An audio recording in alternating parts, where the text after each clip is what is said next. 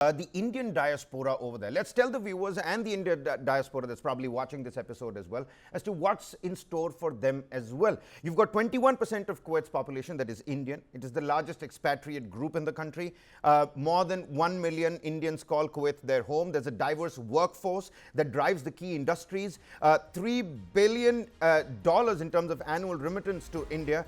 300 plus associations. You've got Indian schools. There's a vibrant mini India culture to absorb as well. And the Indians over there are essential to Kuwait's economic progress. Now, in my trips to Qatar and the other West Asian countries as well, compared to how Indians are thriving and striving in Europe, they are better placed in the West Asian region. I remember watching the World Cup in Qatar. What a great experience that was. The souks, the local markets, and Indians really working there with their head held up high.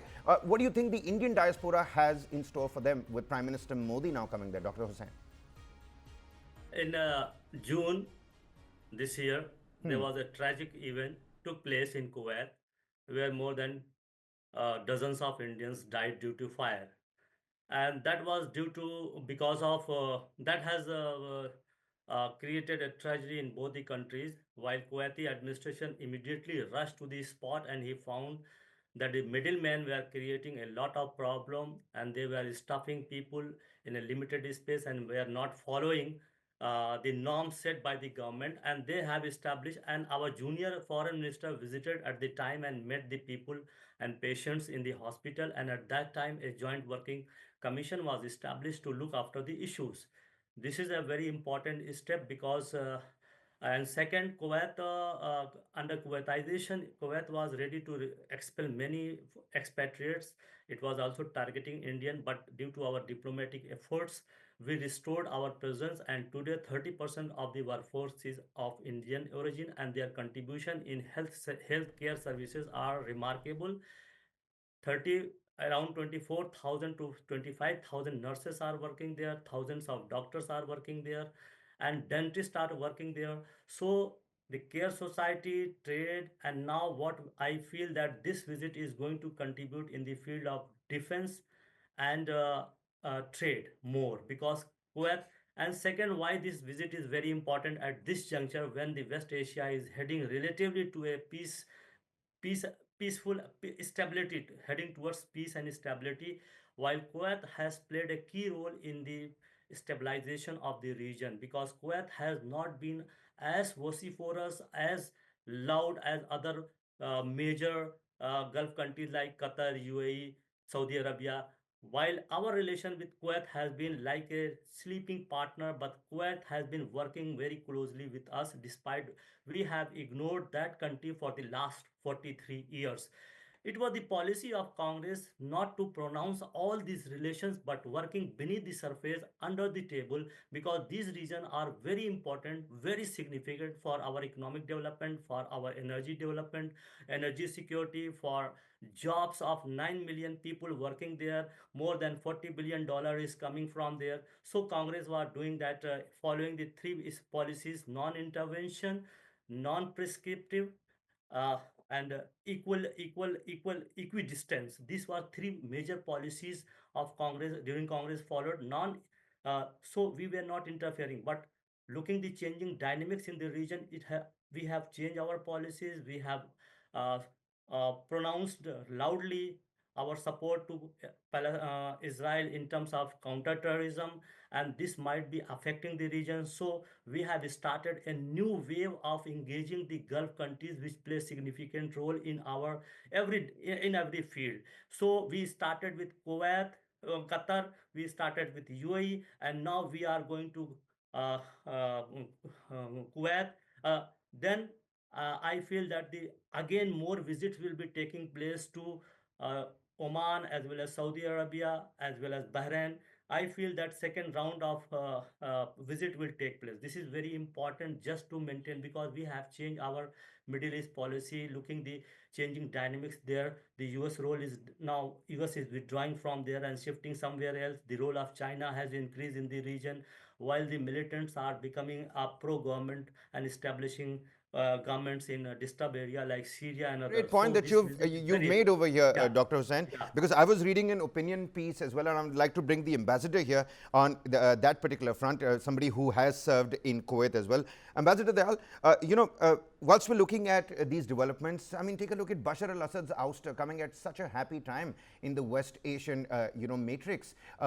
Our affinity towards the Ba'athist leaders that does involve Saddam Hussein, his history with Kuwait as well, and his ouster, of course, eventually as well. But Hafiz al-Assad, Bashar al-Assad, the Iraq policy, and us looking at the entire West Asian belt with a prism of how Pakistan was looked at. There's a complete balance game that needs to be done with these proper Arab nations, of course, monarchies as well, and non-monarchy, non-Arab, power dynamics with, of course, Iran. You've got Turkey and Israel, and there's a proper balancing act that needs to happen. But commercial agenda seems to be right at the fulcrum of this leverage. What's your viewpoint on this?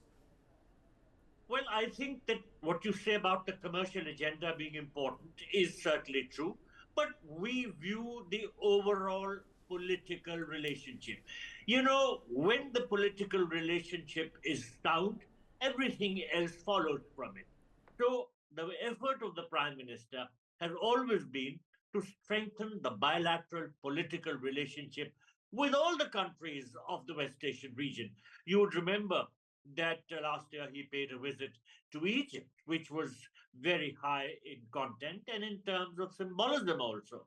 Then he has paid a number of visits to the United Arab Emirates, and even to the extent that now there is a Hindu temple which exists in Abu Dhabi on land which the ruler of Abu Dhabi sanctioned as a gesture of goodwill towards the Indian community and towards India and its prime minister. Then, of course, you know that he has built very close ties with the Crown Prince of Saudi Arabia, Sheikh Mohammed bin Salman. And this relationship is strengthening the bilateral relationship in any number of ways in the area of cooperation in petroleum, manpower supplies, in terms of trade, you name it.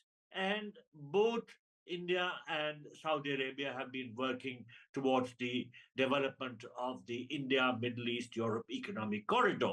Unfortunately, those efforts have been stymied for a while because of the outbreak of hostilities in West Asia. But nonetheless, the intention of both India and Saudi Arabia, as well as, of course, the United Arab Emirates, is to build this connectivity which will strengthen the region. Now, you mentioned Bashar al Assad and Saddam Hussein. Well, India has maintained good relations with all countries, and whoever is the head of state, we try and have cordial relations. Let us not forget that there was a huge Indian community in Iraq. And if we had close relations with Saddam Hussein, it was certainly with the Indian community in the back of our minds. Then there is no doubt that with Iran, we have a historical relationship. India and Iran have been neighbors before Pakistan came into existence, and we have close cultural and traditionally close economic ties also. And these have been strengthened on account of our investments in the Chabahar port area. And so, all told, India is sending out the right signals to the West Asian region that we want to strengthen all round cooperation. We, of course, feel that the world is one family, and therefore, West Asia being situated so close to us is a very, very close knit member of our community, of our family, and we definitely want to do everything possible to look after our interests with the West Asian region.